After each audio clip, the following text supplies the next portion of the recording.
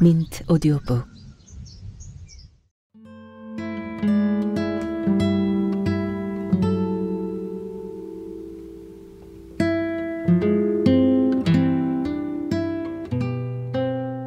잠시만요, 아저씨. 눈이 휘둥그레질 만큼 우산 속 얼굴이 환했다. 저 좀 재워주실래요? 황당했다.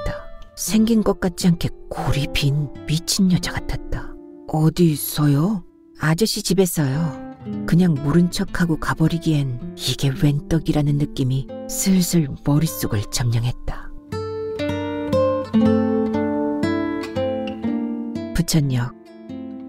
박희주.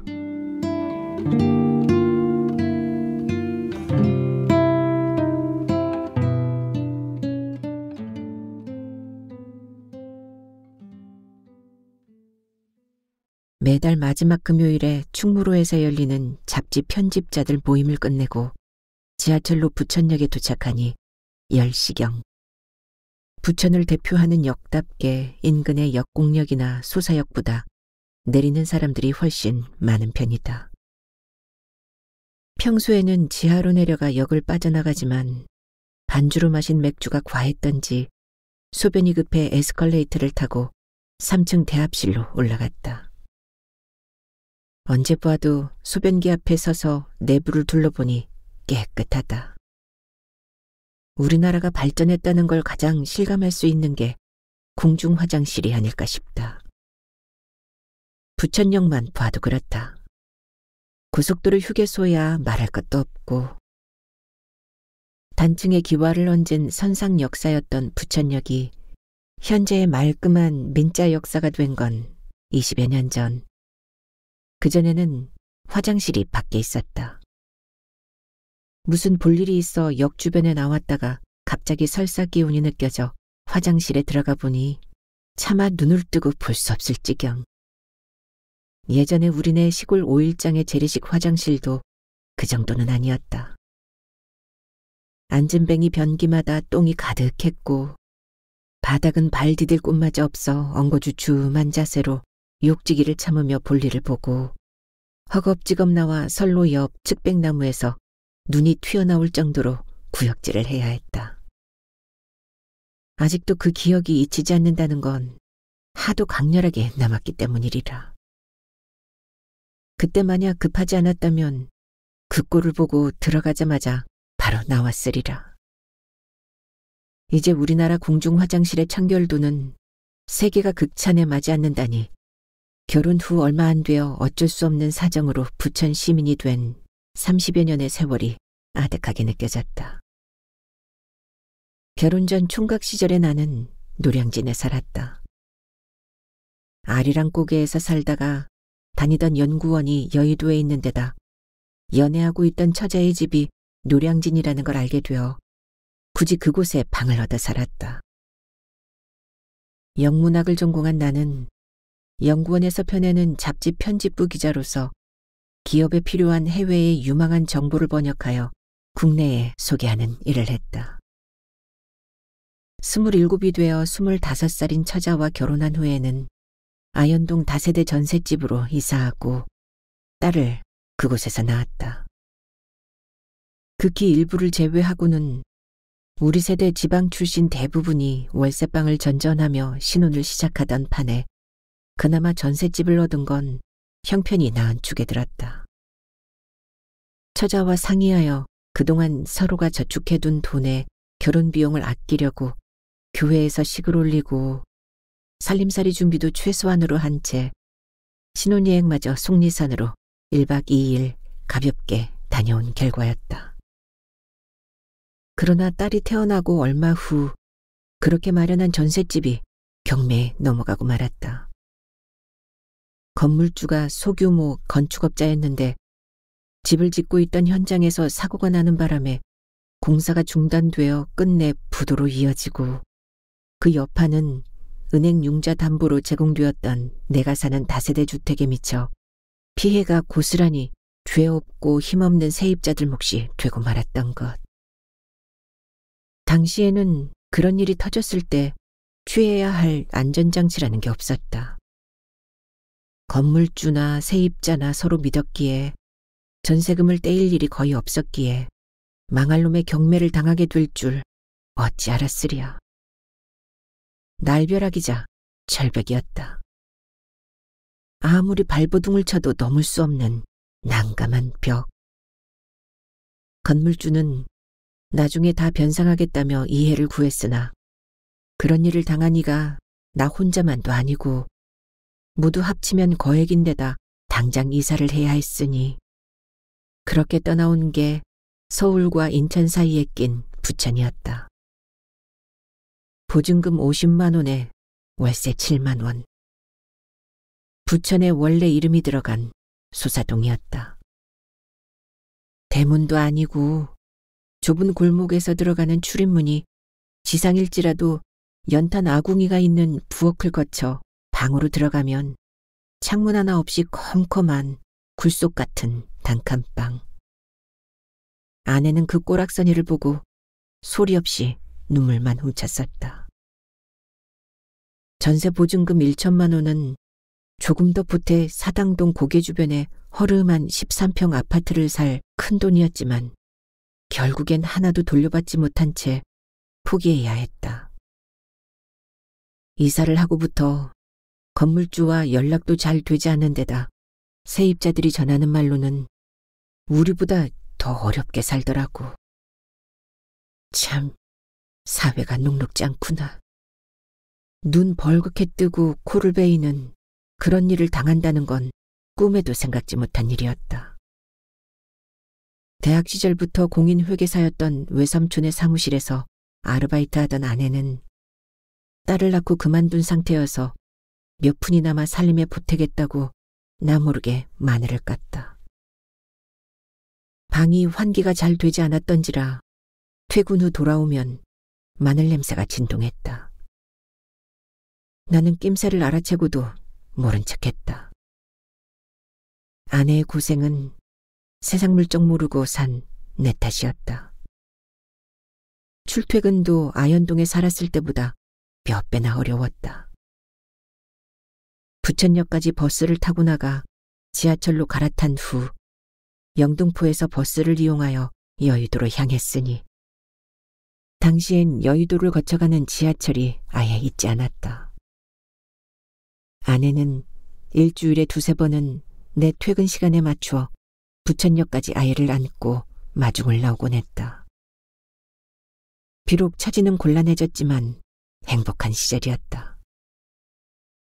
딸내미가 걸음마를 떼게 되자 대학에서 한국사를 전공했던 아내는 딸을 유아원에 보내고 부천에서 가까운 시흥시에 있는 중학교로 출근했다.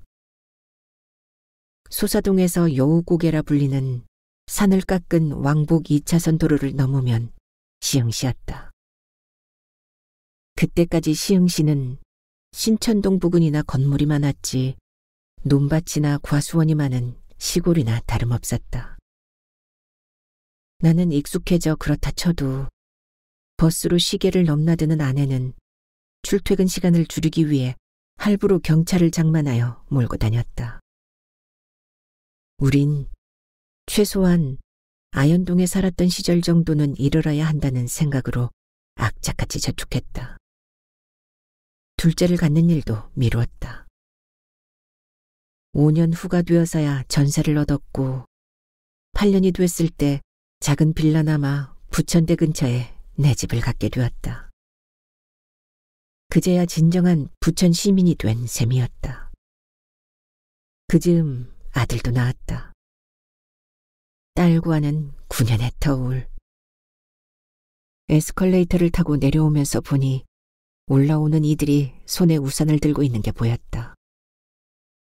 비가 오나? 북쪽 마루 광장으로 나왔다.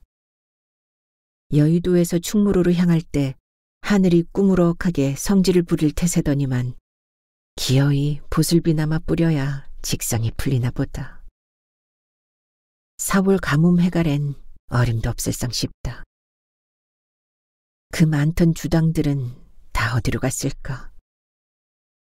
맑은 날 같으면 노숙자를 포함하여 무리가 마룻바닥에 둘러앉아 술을 마시는 광경이 여기저기 눈에 띄었는데 단 한 사람도 보이지 않았다.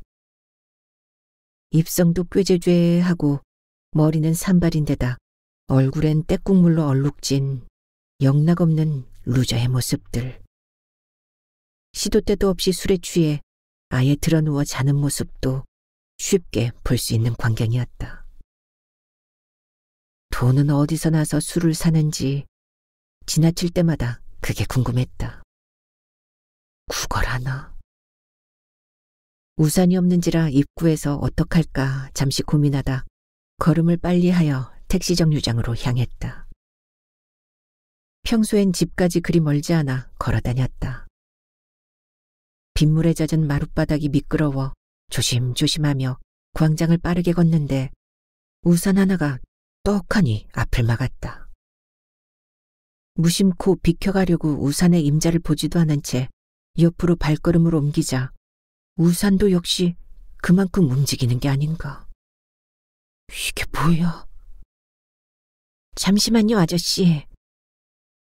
불아렸던 내 눈이 부드럽게 변한 건 순식간 눈이 휘둥그레질 만큼 우산 속 얼굴이 환했다. 아니, 현철에서 봤던 여자 아니야?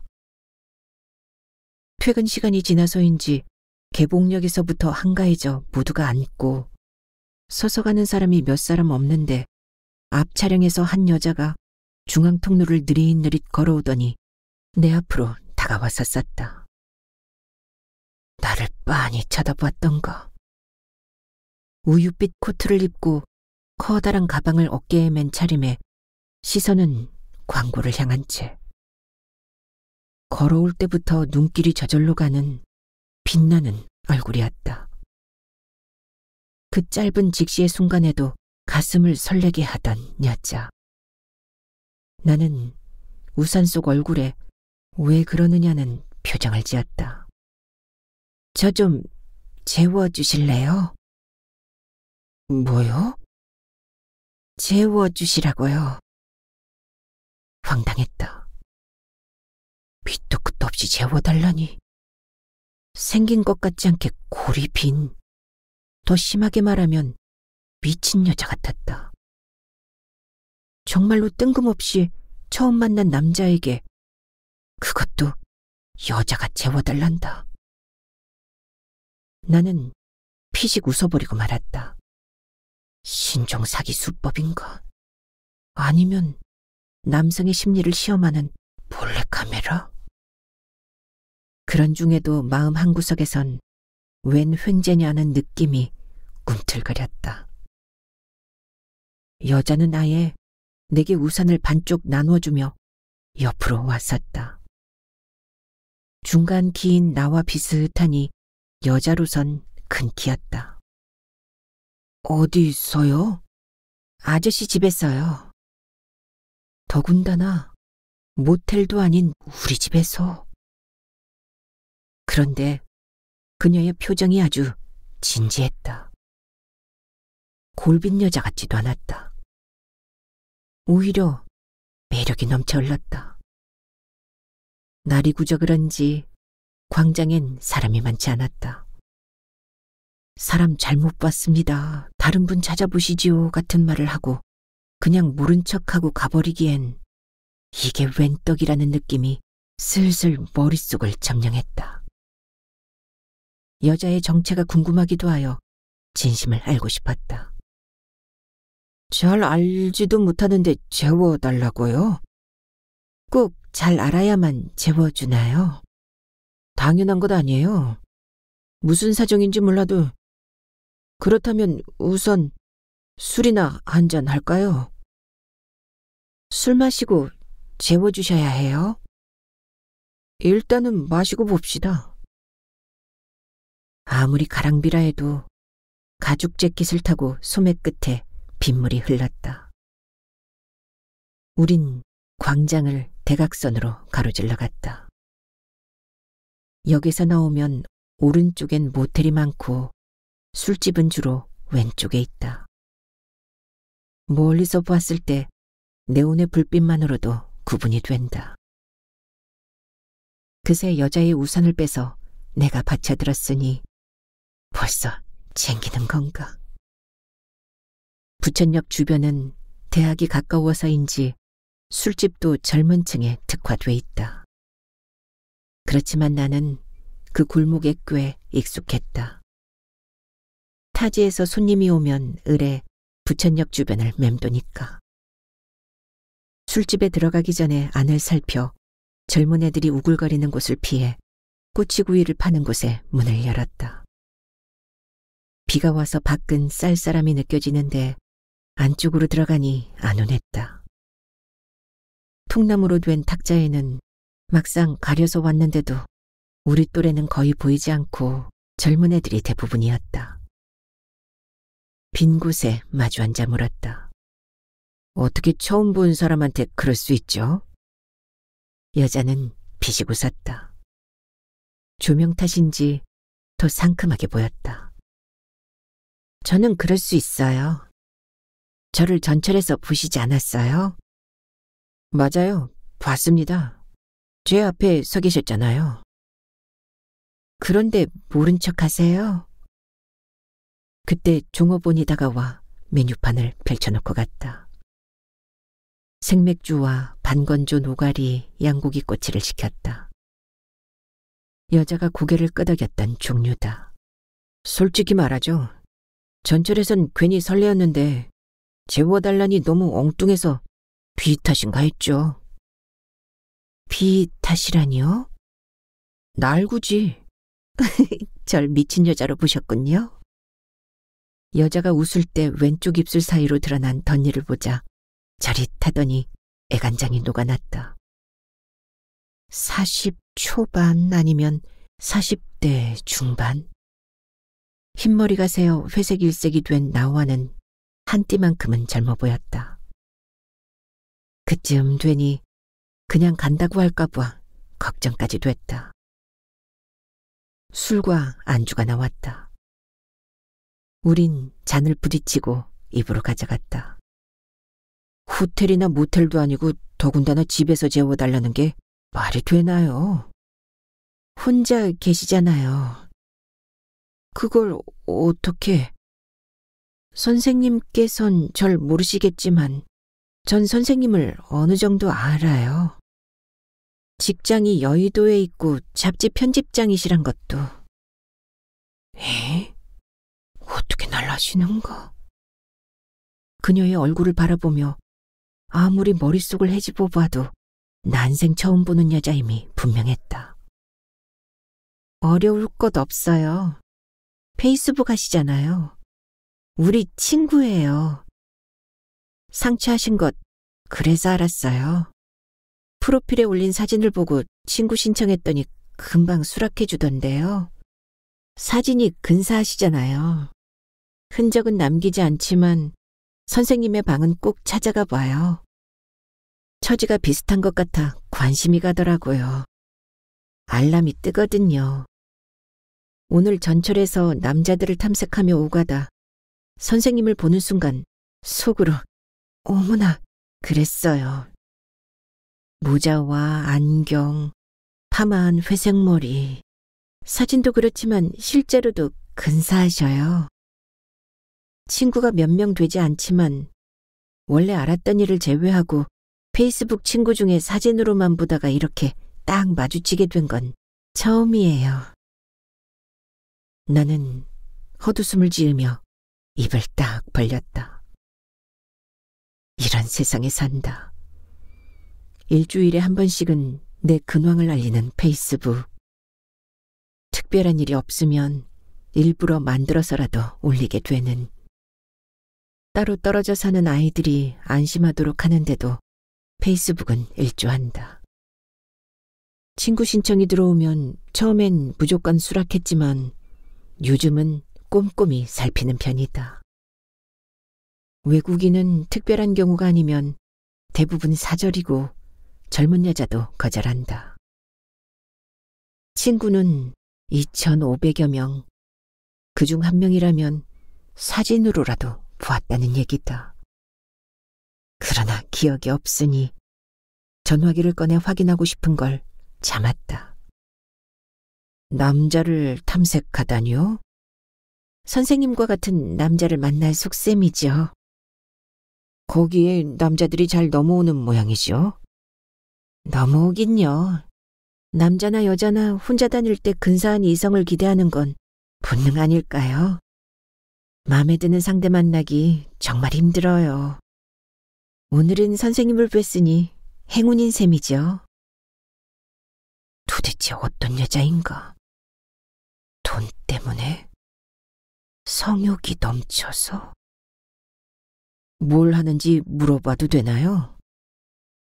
꼭 알 필요가 있을까요? 졸혼 상태라는 거 저만의 일을 하고, 그러니 제가 사기칠까 돈을 요구할까 하는 걱정은 안 하셔도 될 거예요. 부담 갖지 마시라고요. 상대가 거절하면 인연이 아닌가 보다 하며 쿨하게 받아들이니까. 졸혼이라면 부부가 이혼하지 않고 결혼 생활을 끝낸 상태로 서로 독립하여 간섭하지 않으며 산다는 졸혼. 얘기를 들어보긴 했어도 당사자를 만나긴 처음이다. 솔직히 졸혼 상태라면 서류로만 부부이지 남남이나 마찬가지라는 얘기다. 졸혼 모르셔요? 그거야 알지만 졸혼이라는 거 아주 괜찮은 제도라 생각해요. 요즘은 그런 부부가 꽤 있다고 들었어요. 애정도 없는데 부부라는 끈에 묶여 죽을 때까지 같은 집에서 산다는 거 불합리하지 않아요? 괜히 신경 써지고 책 잡을 일이 없나 사시눈으로 보고 아무것도 아닌 일에도 티격태격하고 정말 피곤한 일이에요. 결혼하고 15년쯤 되니까 그렇게 되더라고요. 사랑이 식어버린 부부에게나 있는 일이겠지. 우리는 안 그랬다. 전세금을 날려 옹색한 집에서 산다는 데 대한 미안한 마음이 이해와 양보로 발전했고, 각자의 영역에서 맞벌이하느라 간섭하고 부딪힐 일도 없었으며, 아이들 터울이 크다 보니 한편으로 재미가 쏠쏠하여 집은 우리 부부의 진정한 안식처였다. 불가피하게 부천으로 이사하게 됐지만 아내의 부천역 마중은 우리 사이를 더 돈독하게 만든 셈이었고, 나중에 형편이 펴 아내가 차를 몰게 되자 더 빈번하게 부천역에서 만나는 일이 많아졌다. 우리 집에 오는 손님을 마중하고 배웅하는 곳도 부천역인 경우가 대부분.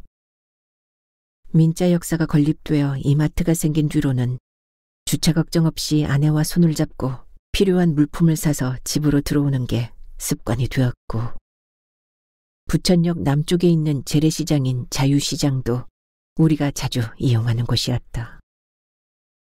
그래서 그런지 부천역은 우리 부부에게 각별한 장소 중 하나가 되었다. 결혼 생활 15년이 되었다 한들 우리 부부 사이를 멀어지게 할 그 어떤 장애도 존재하지 않고 순조롭기만 하였으니, 그러나 호사다마였을까.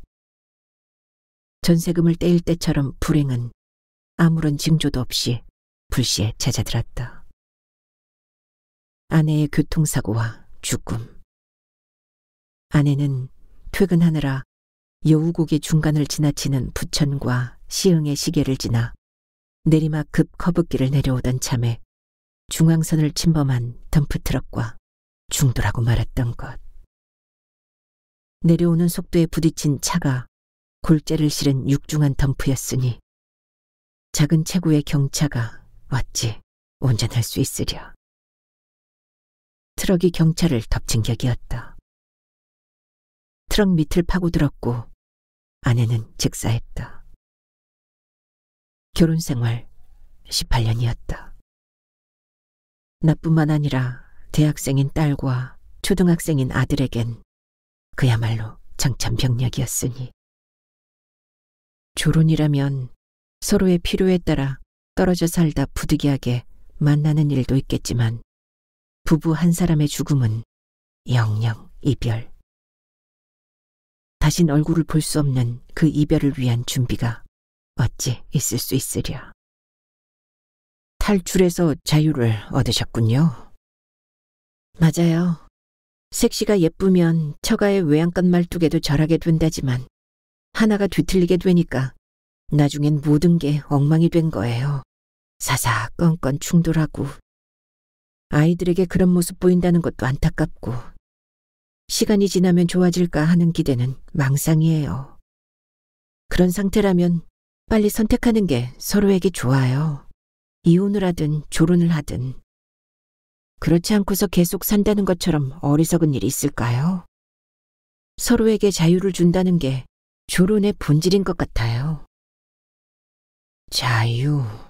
자유. 그럴 것 같네요. 미모도 조론의 보탬이 됐을 거고. 보탬이라니요? 남자들이 줄줄 따르지 않나요? 그런 편이죠. 그렇다고 제가 마구잡이로 사는 여자는 아니에요. 그랬다. 정말로 막 사는 여자 같진 않았다. 인상도 그렇고 말하는 품격도. 우린 500석잔씩 마시고 일어났다. 처음 요구했던 집에서 재워주기로 하고. 자정이 다 된 시간이었다. 밖은 계속해서 보슬비가 내렸다. 단지 술 한 잔 같이 마셨다고 친밀감이 느껴져 나는 우산을 든 채 바짝 붙은 여자의 어깨를 감싸 안고 걸었다. 왜 꼭 집이어야만 하나요? 제가 조론을 선택했으면서도 그런 면에서는 보수의 때가를 벗지 못했나 봐요. 호텔이나 모텔은 왠지 모르게 선뜻 들어서기가 겁나서요. 집을 보고 싶은 건 남들은 어떻게 사나 궁금하기도 하고요. 집을 보면 사는 사람이 어떤 이인가 짐작도 가고. 저는 다른 사람의 집을 보는 게 재밌어요. 그럴듯하네요. 사람이 온다는 건 실은 어마어마한 일이다. 그는 그의 과거와 현재와 그리고 그의 미래와 함께 오기 때문이다. 한 사람의 일생이 오기 때문이다. 정윤종의 방문객이란 시의 앞부분을 여자가 읊조렸다. 나는 걸음을 멈추고 여자에 감탄했다. 이 시를 아시는군요. 사람을 집으로 바꿔보세요. 집을 본다는 건 어마어마한 일이다. 그 집에 사는 이의 과거와 현재와 미래를 볼 수 있기 때문이다. 사는 이의 일생을 볼 수 있기 때문이다. 집을 보여주기가 겁나네요. 보통 여자가 아니라는 생각이 들었다. 아내가 가고 난 후 그 상실감을 이길 수 없어 나는 많이 비틀거렸다. 5년 정도 그랬을 거다. 술을 마시면 더 심해졌고 함께 했던 장소를 지나칠 때면 가슴이 뻐근해져 구멍이 뚫렸으며 퇴근할 때 전철에서 내려 대합실로 들어설 땐 아내가 기다릴지 모른다는 기대감에 부풀다가 개찰구를 빠져나오며 그 많은 사람이 있음에도 텅 빈 것만 같은 아내가 기다리곤 하던 자리를 바라보며 죽음을 절감하곤 했다. 아이들은 말을 잃었고 언제나 웃음이 떠나지 않았던 우리 집은 적막했다. 나는 연구원에서의 연륜이 쌓이면서 편집기자에서 팀장으로 다시 편집장이 되어 있었지만 일에서도 의욕을 잃어갔다. 그때 만난 이가 우즈베키스탄 여인 나르 기자. 그녀는 아버지가 스탈린에 의해 우즈베키스탄으로 강제 이주를 당한 김씨성을 가진 고려인의 후손이었고 어머니는 아리안계 혈통을 지닌 타지키스탄 사람으로 이름이 뜻한다는 수선화처럼 맑고 투명할 정도로 흰 피부에 이목구비가 뚜렷한 혼혈이었다. 그 당시 중앙아시아는 우리나라의 새로운 수출 시장으로 떠올랐다. 당연히 그 나라 경제지를 살펴보다 한국 특집 기사를 접하게 되어 그 기사를 쓴 기자에게 이메일을 보냈더니 마침 그 특집 기사 덕분에 상공회의소의 초청으로 우리나라에 와 있다는 답장을 받았다. 만남은 쉽게 이루어졌다. 그 기자가 나보다 20살이나 어린 나르 기자였다. 그녀는 체류 중 취재는 기본이고 기업이나 관계기관에 강연하러 다녔다. 나르 기자는 모국어인 우즈베크어 외에 러시아어에도 능통했으며 한국어도 조금 할 줄 알았다. 영어는 능숙하진 못해도 소통은 가능한 수준이고 그래서 우리의 대화에는 별 문제가 없었다. 그녀는 우즈베키스탄뿐만 아니라 주변에 있는 스탄 국가들의 경제 수준과 인프라, 자원 개발에 필요한 시급한 문제를 다룬 기사를 우리 잡지에 3회에 걸쳐 연재했다. 그 기간에 우린 거의 매일 만나다시피 했고 서로를 믿고 처지를 이해하게 되어 어렵지 않게 잠자리도 자주 가졌다. 나는 의욕을 되찾았고 아내의 죽음을 받아들이기에 이르렀다. 그때 부천역은 또 다른 기다림의 장소였고 그 주변은 나의 상실감과 나르 기자의 적적함을 달래주기에 충분했다. 내가 우려했던 나이차는 아무런 걸림돌이 되지 못했다. 그 만남은 6개월 동안 이어졌고 그녀의 귀국에 맞추어 멈추었다가 1년 후 3개월여 다시 만났다. 두 차례의 한국행 뒤로 우즈베키스탄에서 한국 전문가로서 그녀의 입지는 더욱 견고해져 바빠졌기 때문에 그만큼 한국 출장은 자유로울 수 없었다. 대신에 그녀는 나의 우즈베키스탄행을 바랐으나 일주일 정도의 단기간이라면 몰라도 장기 체류는 나의 사정상 이루어질 수 없는 일이었다. 지금도 일에 대한 매일 교환은 이루어지고 있고 언젠가는 다시 만나리라는 기대도 접지는 않고 있다. 그러나 몇 년 동안 만나지 않게 되자 그리움의 농도는 처음과 달리 차츰 희미해져 갔다. 나르 기자와 1년 떨어져 있는 동안에 나는 집을 바꿨다. 아이들이 커가고 공간 활용이 늘어나자 멀지 않은 곳에 좀 더 큰 신축 빌라를 사 이사했던 것. 나르 기자가 다시 올 상황도 염두에 두지 않았다면 거짓말이다. 그녀는 몇 번 우리 집에서 우즈베키스탄 요리를 선보였다.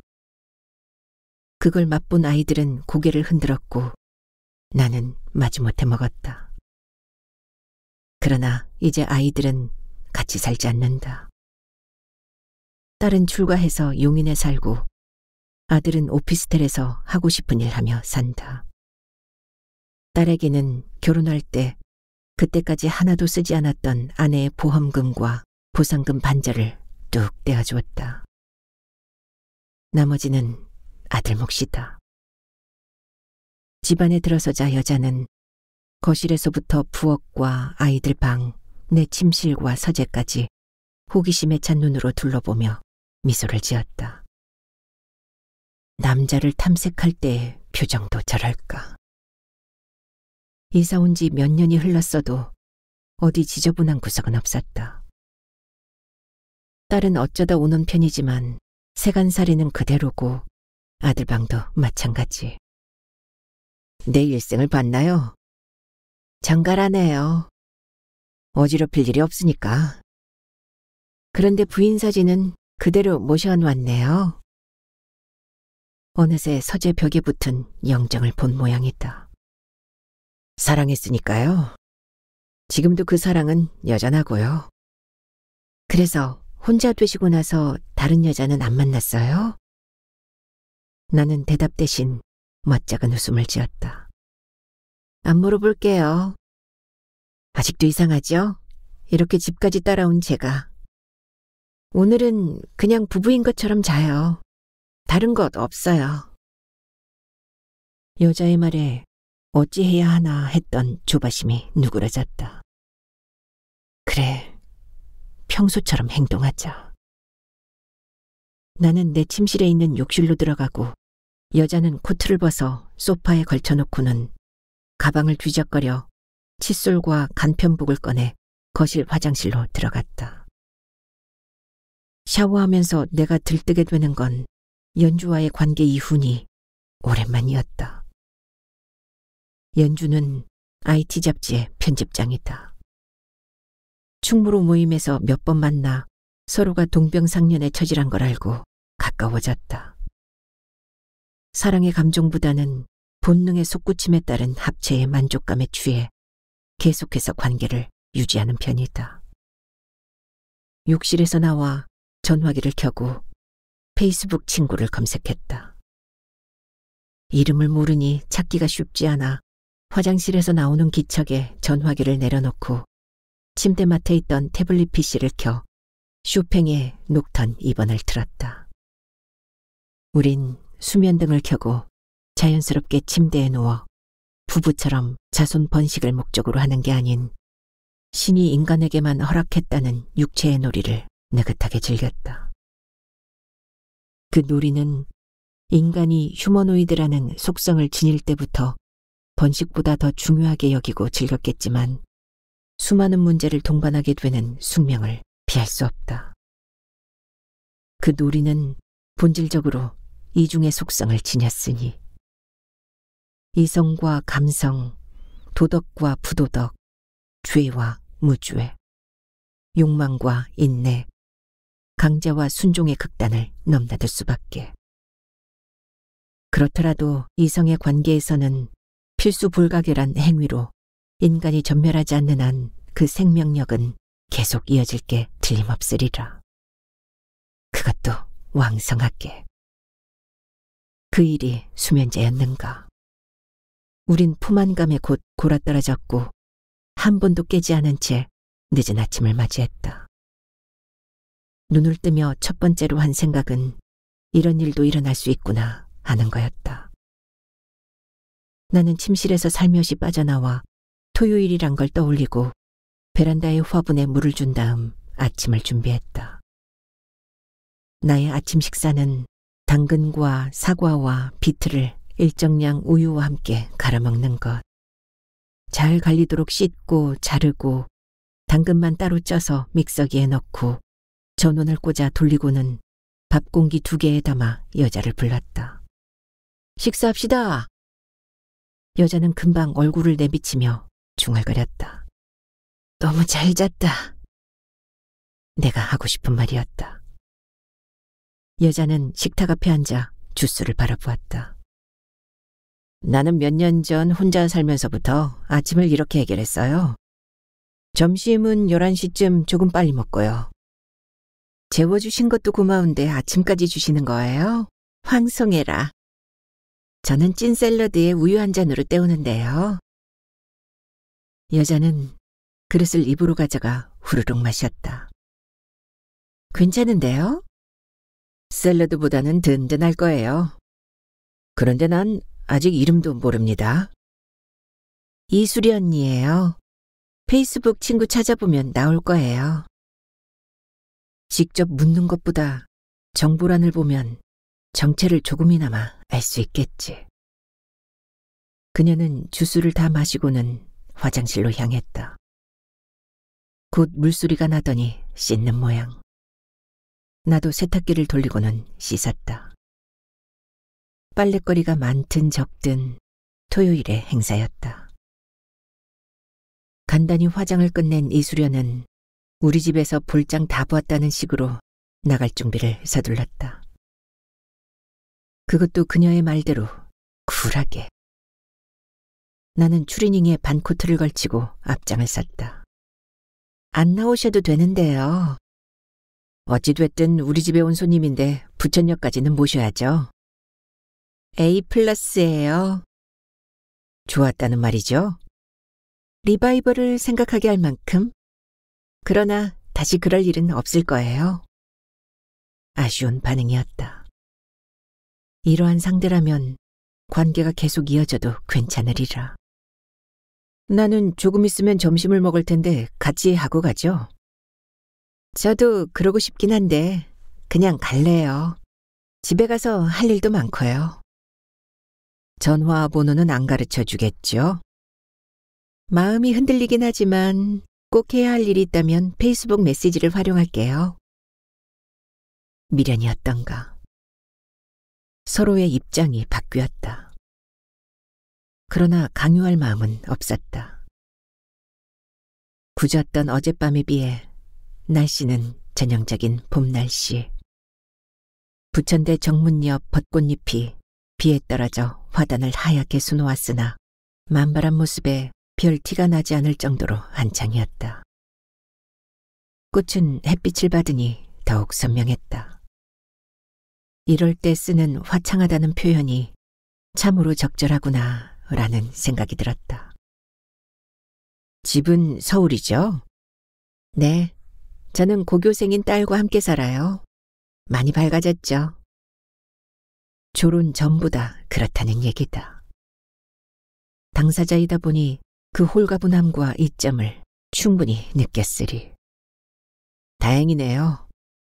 솔직히 아이가 더 좋아해요. 그러다 졸은 홍보대사가 되겠어요. 이수련은 내 말에 소리를 내어 크게 웃었다. 마루광장엔 역시 부지런한 술꾼들이 막걸리를 앞에 놓고 판을 벌이고 있었다.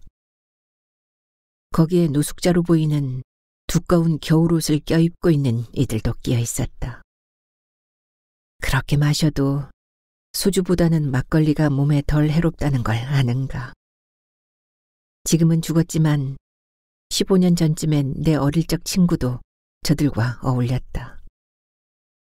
남자 같지 않게 얼굴이 곱상하고 특히 판소리, 노래를 잘한 친구였는데 좋아했던 여자로부터 거절을 당했던 모양. 아무리 구슬려도 소용없고 가는 곳마다 쫓아다녀도 막무가내였다고. 친구는 그 뒤로 삶의 희망을 잃어 한 군데에 정착하지 못하고 결혼도 하지 못한 채 여기저기 떠돈다는 얘기를 같은 동네 살던 다른 친구에게 들었다. 그 여자는 나도 알만했다.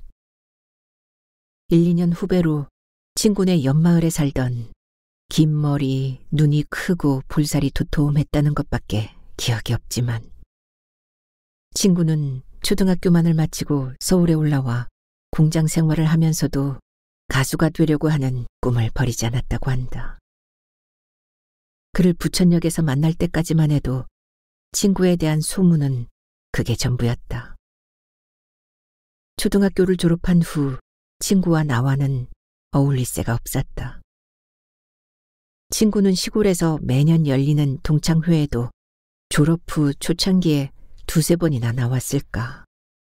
그 뒤로 보이지 않았으니. 그날도 마루광장이었다. 분명히 노숙자로 보이는 이가 같은 부류 중 다리가 불편한 이를 윽박지르고 있었다. 나는 평소처럼 무심코 지나치려다가 혼내는 이의 얼굴이 익다는 생각에 걸음을 멈췄다. 누굴까? 어디서 보았을까? 내가 아는 이 중에 그렇게 사는 이는 없었다.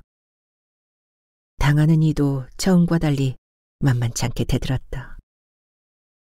이윽고 멱살잡이가 시작되고 지나가던 이들이 혀를 차며 구경했다. 정작 어울려 술을 마시던 치들은 못 본 채 하고 노숙자나 주당들 대부분은 행인들마저 별로 의식하지 않고 제멋대로 행동했다. 실랑이가 계속되다 마침내 혼내던 이가 밀리고 있었다. 상대는 하체의 약점을 상체로 대신하고도 남을 충분한 근력의 소유자였다. 혼내던 이가 맥없이 쓰러졌다. 쓰러졌어도 곧장 고개를 번쩍 들었다. 아, 저 고약스러운 눈매. 어릴 적 친구가 우리 면 소재지 아이들이 약 올릴 때 짓던 눈매였다. 여자에게 무시당하고 자포자기 상태로 산다는 친구. 그동안 고약함을 더 키웠으리라. 아무리 세월이 흘렀다 한들 그 친구가 분명해 보였다. 나는 혹시 그가 나를 알아볼까 보아 재빨리 둥근 기둥 뒤로 숨어 지켜보았다. 여자에게 받은 상처가 얼마나 컸길래 꿈을 포기하고 이렇게 살고 있을까. 20살 무렵이면 몇 년 허랑방탕하다가 나한테 안 온 걸 후회하게 만들겠노라며 마음을 다잡아 제대로 살아보겠다는 다짐을 할 법도 하건만 그럴 오기마저 없었단 말인가. 비쩍 마른 데다 그 곱던 얼굴이 시커먼 데다 쭈글쭈글하여 40 초반에 완전 중늙은이 형상이었다. 우리 시대의 시골의 초등학교를 졸업하고 중학교로 진학할 때 삶의 우열이 결정된다고 믿은 건 집안 형편 때문에 진학하지 못한 다수였을 것이다. 진학한 소수는 잠시 우쭐했을 뿐이고 다수는 소수의 교복과 모표가 붙은 모자, 가방을 부러워하며 자신의 처지를 일시적으로 비관하고 낙담하기도 하였겠지만 이내 현실에 순응하여 제 갈 길을 갔다. 그들은 일찌감치 소수에게 없는 오기를 키웠으리라.